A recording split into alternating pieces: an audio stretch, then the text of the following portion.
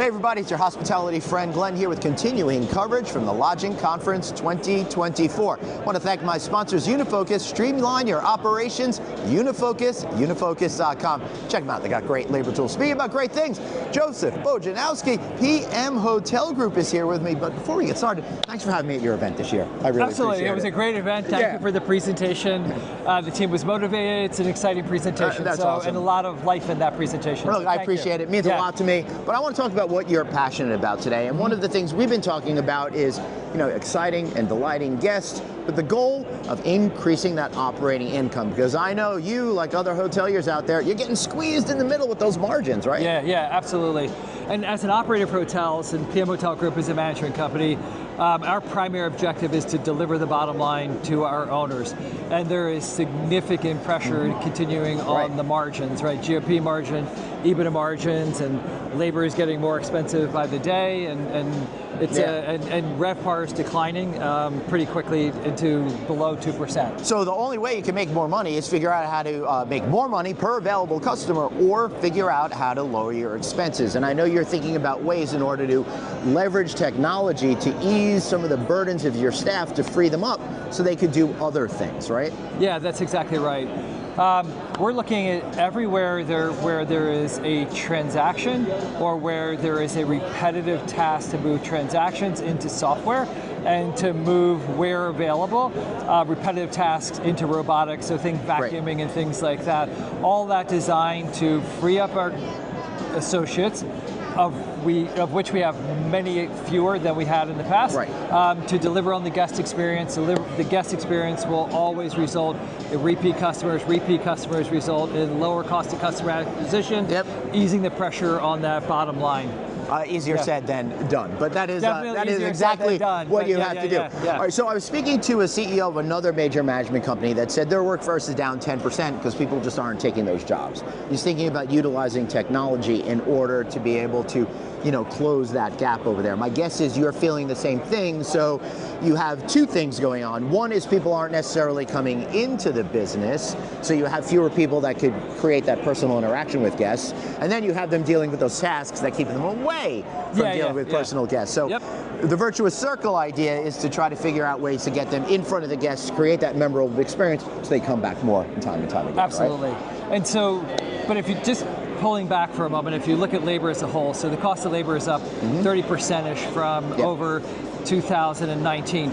This year alone, labor per available room is up 11.2%. This year? This year, August year to date. Wow. So for the US as a whole. So even if you wanted more associates, you can't afford to hire them any longer, right? So it's an issue there. So we're relentlessly focused on training our associates, making sure they have access to the tools they need to be able to service the guests, and empowering them to make decisions, creating efficiency, while still delivering on a memorable guest experience. And we launched a major learning platform last year that has everything they could possibly want to know, from an SOP to online learnings around guest satisfaction issues, how to service guests, and all those kind of things, knowing that we were going to be in a situation where we had fewer tenured associates, so the old school way of doing the buddy system wasn't going to work anymore, so how we're going to do it, part of that was launching a learning platform as well. So no disrespect against us, but we're a little bit older at this point, right? So we're a little bit more separated from the technological zeitgeist that the younger folks are using. So how do you keep yourself in shape to know what technologies are going to connect with younger workers to make them more productive? Well, first thing is to understand what type of platforms that they want to most use, right? And so example would be TikTok, right? So our learnings are in TikTok style videos, right? They're anywhere from 30 seconds to a couple of minutes, quick hits, quick learnings. Secondarily, well, I'm curious on that. Is how do they show you how to make beds while dancing? It's more fun if you do it that way. I think it's a little less boring, so they have more fun and you get more, and it moves things along quickly. The other thing too is just the use of technology, whether we're pushing things through mobile apps, right? Everybody wants to be on their phone, particularly our younger associates, and they want to be on the phone, and that's what they want. You got to meet them where they are. online, TikTok, through the phone is where they want to be. That makes a lot of sense. And when you do that, because it'll connect better with them, they're more likely to get engaged in the whole process and of employment and probably stay with you longer, and then you offer them paths of success to move upwards. Exactly. It's more intuitive also, so they're more likely to adopt it and use it if you deliver it on their technology platforms. And yes, and there's a learning and development component of that as well. This is a great industry. There are so many of us in this industry who have started at a front desk or in housekeeping or some other place and have risen to the top. Amazing opportunities here for everyone, and we want to highlight that as well. What was your first job?